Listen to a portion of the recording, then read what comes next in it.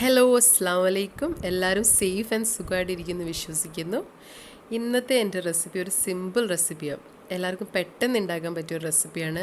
നമുക്ക് പൂരിയുടെയും ചപ്പാത്തിയുടെയും ഒക്കെ കഴിക്കാൻ പറ്റിയ ഒരു റെസിപ്പിയാണ് ഉരുളക്കിഴങ്ങ് മസാല. അപ്പോൾ എങ്ങനെ ഉണ്ടാക്കുന്നതെന്ന് നോക്കാം. അതിനു വേണ്ടി ഞാനിവിടെ 6 ഉരുളക്കിഴങ്ങ് എടുത്തിട്ടുണ്ട്. അത് നല്ലപോലെ കഴുകി വൃത്തിയാക്കിയിട്ട് തൊലി കളഞ്ഞെടുത്തിട്ട് ഒരു ഉരുളക്കിഴങ്ങ് 3ആയിട്ട് കട്ട് ചെയ്തിട്ടാണ് പ്രഷർ കുക്കറിൽ ഇട്ടേക്കുന്നത്. നമ്മളിത് പ്രഷർ കുക്കറിലാണ് വേവിക്കുന്നത്. അപ്പോൾ അതിനാവശ്യമായിട്ടുള്ള വെള്ളം ഒഴിച്ചു കൊടുക്കണം. ഉരുളക്കിഴങ്ങ് വേവാൻ ആവശ്യമായിട്ടുള്ള വെള്ളം നമുക്ക് അതിനകത്ത് ഒഴിച്ചു കൊടുക്കാം. എന്നിട്ട് അതിലേക്ക് ഞാൻ ഒരു ടീസ്പൂൺ ഉപ്പാണ് ഇട്ട് കൊടുക്കുന്നത്. ഇപ്പം ഞാൻ 1 ടീസ്പൂണേ ഇടുന്നുള്ളൂ. പിന്നെ നമുക്ക് കറി വെന്ത് വരുമ്പോൾ നമുക്ക് ഉപ്പ് നോക്കിയിട്ട് വേണമെങ്കിൽ നമുക്ക് ഉപ്പ് ഇട്ട് കൊടുക്കാം. എന്നിട്ട് ഇതൊന്ന് അടച്ച് വെച്ചിട്ട് ഫ്ലെയിം ഓൺ ആക്കിയിട്ട് നമുക്ക് ഇത് വേവിക്കാൻ വെക്കാം. ഒരു 2 വിസിൽ കേൾക്കുമ്പോൾ ഇത് ഓഫ് ചെയ്യണം. നമ്മൾ മുമ്പേ ഉരുളക്കിഴങ്ങ് പ്രഷർ കുക്കറിൽ വേവിക്കാൻ വെച്ചത് വെന്ത് കഴിഞ്ഞിട്ടുണ്ട്. ഞാൻ 2 വിസിൽ കേട്ടപ്പോൾ അത് ഓഫ് ചെയ്തിട്ടുണ്ട്. ഇനി അത് അവിടെ നിന്ന് തണുക്കട്ടെ. തണുത്ത് കഴിഞ്ഞിട്ട് കുക്കർ ഓപ്പൺ ചെയ്യാനുള്ളൂ. അതിൻ്റെ മുമ്പ് നമുക്ക് അതിന് വേണ്ടിയുള്ള മസാല നമുക്ക് റെഡിയാക്കാം. മസാല റെഡിയാക്കാൻ വേണ്ടി ഞാനൊരു കടായി വെച്ചിട്ടുണ്ട്. ആ കടായി ഞാൻ ഫ്ലെയിം ഓൺ ചെയ്തിട്ട് അത് ചൂടാകുമ്പോൾ നമുക്ക് അതിലേക്ക് ആവശ്യത്തിന് ഓയിൽ ഒഴിച്ച് കൊടുക്കാം. ഒരു 2 ടേബിൾ സ്പൂൺ ഓയിൽ മതി. ഒഴിച്ച് കൊടുത്തിട്ട് എണ്ണ ചൂടാകുമ്പോൾ നമുക്ക് അതിലോട്ട് ഒരു ബേ ലീഫ് ഇട്ട് കൊടുക്കാം. അതൊന്ന് ചെറുതാക്കിയിട്ട് വേണം ഇട്ട് കൊടുക്കാൻ. ഫ്ലെയിം ഒന്ന് മീഡിയം ലോയിൽ വെക്കണം. അത് കഴിഞ്ഞ് നമുക്ക് അതിലോട്ട് 1.5 ടീസ്പൂൺ ചെറിയ ജീരകം ക്യുമിൻ സീഡ്സ് ഇട്ട് കൊടുക്കാം. 1.5 ടീസ്പൂൺ. അതൊന്ന് പൊട്ടിയിട്ട് നമുക്കൊന്ന് ഇളക്കി കൊടുക്കാം. ചെറിയ തീ ഇട്ടാൽ മതി.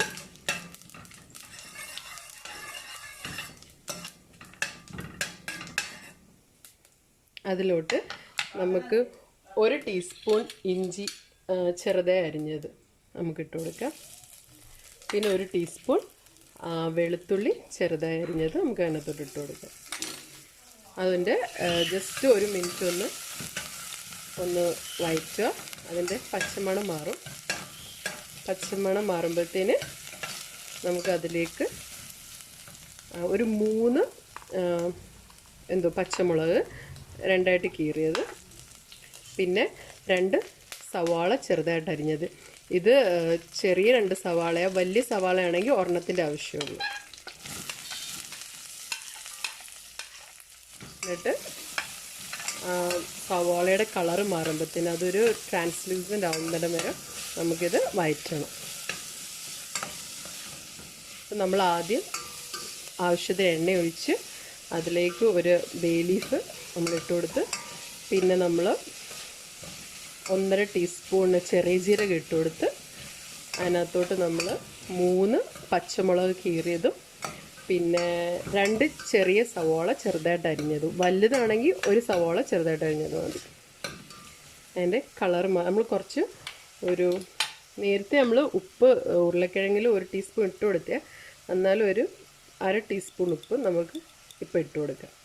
പിന്നെ നമുക്ക് കറിയുടെ ടേസ്റ്റ് നോക്കിയിട്ട് നമുക്ക് ഉപ്പ് വേണമെന്ന് നമുക്ക് നോക്കാം. നല്ലപോലെ ഒന്ന് വാടട്ടെ. സവാളയൊക്കെ നല്ലപോലെ വാടിയിട്ടുണ്ട്. ഇനി നമുക്ക് അതിനകത്തോട്ട് 1.5 ടീസ്പൂൺ മുളക് പൊടി ഇട്ട് കൊടുക്കാം. എരിവ് കുറച്ച് വേണ്ടതുകൊണ്ട് ഞാൻ അത്യാവശ്യം എരിവ് ഇടുന്നുണ്ട്. പിന്നെ ഓരോരുത്തർക്ക് എരിവ് കുറയ്ക്കണമെങ്കിൽ 1 ടീസ്പൂൺ ഇട്ട് കൊടുത്താൽ മതി. ഇത് 1.5 ടീസ്പൂൺ മുളക് പൊടി ഇട്ട് കൊടുത്ത്, അതുപോലെ തന്നെ 1.5 ടീസ്പൂൺ മല്ലിപ്പൊടി ഇട്ട് കൊടുക്കണം. 2 ടീസ്പൂൺ മുളക് പൊടിയാണെങ്കിൽ 2 ടീസ്പൂൺ, മല്ലിപ്പൊടി അതേ അളവിൽ തന്നെ ഇട്ട് കൊടുക്കണം. ഇതിപ്പോൾ 1.5 ടീസ്പൂൺ മുളക് പൊടിയും 1.5 ടീസ്പൂൺ മല്ലിപ്പൊടിയാണ് ഇട്ട് കൊടുത്തേക്കുന്നത്. എന്നിട്ടൊരു 1/4 ടീസ്പൂൺ മഞ്ഞൾപ്പൊടി ഞാൻ ഇട്ട് കൊടുക്കുന്നു. എന്നിട്ടൊന്ന് വഴറ്റി കൊടുക്കും. ജസ്റ്റ് 1 മിനിറ്റ് ഒന്ന് ഇതാക്കും.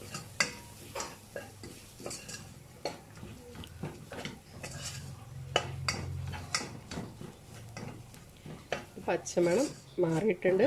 നമ്മൾ അതിലിട്ട് 2 തക്കാളി, ഇത് ഞാൻ തക്കാളി ഒന്ന് മിക്സിയിൽ ജസ്റ്റ് അടിച്ചെടുത്തതാണ്. ഈ തക്കാളി അതിനകത്തോട്ട് നമ്മൾ ഒഴിച്ചു കൊടുക്കുക. വലിയ തക്കാളിയാണെങ്കിൽ ഒരെണ്ണം മതി, ചെറുതാണെങ്കിൽ 2 തക്കാളി വേണം. ഒരു വലിയ തക്കാളിയാണെങ്കിൽ ഒരെണ്ണം അതൊന്ന് ജസ്റ്റ് മിക്സിയിലൊന്ന് അടിച്ചിട്ട് ഒഴിച്ചു കൊടുത്താൽ മതി. ചെറുതാണെങ്കിൽ 2 എണ്ണം വേണ്ടി വരും. അത് ഒന്ന് ഓയിൽ സെപ്പറേറ്റ് ആവുന്നിടം വരെ നമ്മളൊന്ന് കുക്ക് ചെയ്യണം.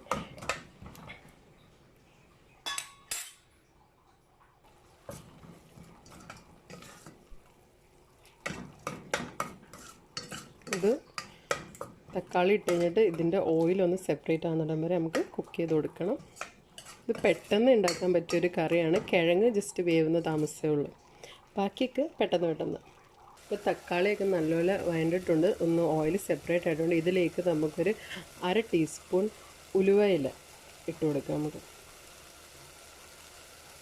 ഫെനുഗ്രീക്ക്, ഡ്രൈഡ് ഫെനുഗ്രീക്ക് ലീവ്സാണ് നമുക്ക് ഇട്ട് കൊടുക്കാം. എന്നിട്ടൊന്ന് ജസ്റ്റ് ഒന്ന് ഇളക്കി കൊടുക്കാം. നമുക്ക് എല്ലാ സൂപ്പർ മാർക്കറ്റ്സിലും കിട്ടും, നാട്ടിലായാലും ഇപ്പോൾ എല്ലായിടത്തും ഉണ്ട്. ഇപ്പോൾ നാട്ടിൽ ഒന്ന് ജസ്റ്റ് ഇളക്കിയിട്ട് നമുക്ക് ഒരു 1/4 കപ്പ് വെള്ളം ഒഴിച്ച് കൊടുക്കാം. 1/4 കപ്പ് വെള്ളം മതി. എന്നിട്ട് അത് ജസ്റ്റ് ഒന്ന് 2 മിനിറ്റ് ഒന്ന് കുക്കാവട്ടെ.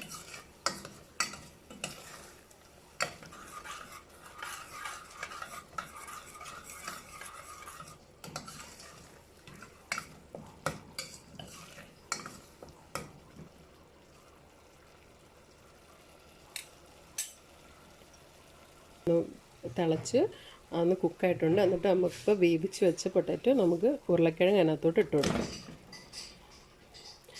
ഉരുളക്കിഴങ്ങിന് വെള്ളം അതിനകത്തുണ്ടെങ്കിൽ നമ്മൾ കളയേണ്ട ആവശ്യമില്ല.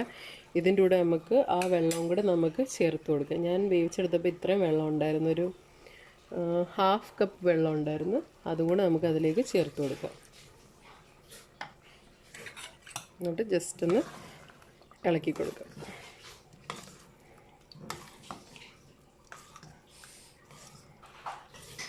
ഈ കറി പൂരിയുടെ കൂടെയും ചപ്പാത്തിയുടെ കൂടെയൊക്കെ നല്ല ടേസ്റ്റാണ്. നിങ്ങൾ എന്തായാലും ഒന്ന് ട്രൈ ചെയ്ത് നോക്കണം. എപ്പോഴും ബാജിയൊക്കെ അല്ലേ നമ്മൾ കഴിക്കുന്നത്, ഇത് വേറെ ടൈപ്പ് കറിയാണ്. ഒന്ന് ട്രൈ ചെയ്ത് നോക്കണം മസ്റ്റായിട്ട്. നമുക്കൊന്ന് തിളച്ചിട്ട് ഉപ്പൊന്ന് നോക്കാം. അത് നല്ലപോലെ എല്ലാം മസാലയൊക്കെ പിടിച്ചിട്ടുണ്ട് ഉരുളക്കിഴങ്ങിൽ. ഞാൻ ഒന്ന് ഉപ്പൊന്ന് നോക്കട്ടെ. കറക്റ്റ് ഉപ്പ്, ഞാൻ ഇന്ന് ഇട്ടത് കറക്റ്റ് ഉപ്പായിരുന്നു. അപ്പം നിങ്ങൾക്ക് ഇനി ഉപ്പ് വേണമെന്ന് തോന്നിയാൽ കുറച്ചും കൂടി ഉപ്പിടാം. ഇത് ഞാൻ ഇപ്പോൾ ഇട്ടത് കറക്റ്റായിട്ടുള്ള ഉപ്പാണ്. ഇനി ഉപ്പൊന്നും ഇടണ്ട. ഇനി നമുക്ക് ഇതിൻ്റെ മുകളിൽ കുറച്ച് കറിവേപ്പിലയും കൂടി ഇട്ടിട്ട് നമുക്ക് ഒന്ന് 2 മിനിറ്റ് അടച്ച് വെക്കാം.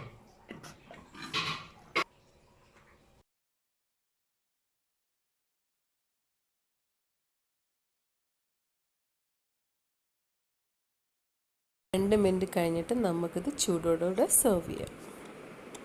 അപ്പം നമ്മുടെ ഉരുളക്കിഴങ്ങ് മസാല കറി ഇവിടെ റെഡി ആയിട്ടുണ്ട്. നല്ല ടേസ്റ്റ്, നല്ല പാകത്തിന് എരിവൊക്കെ ഉള്ള നല്ലൊരു കറിയാണ്. പൂരിക്കും ചപ്പാത്തിക്കൊക്കെ നല്ല ഒരു കറി തന്നെയാണിത്.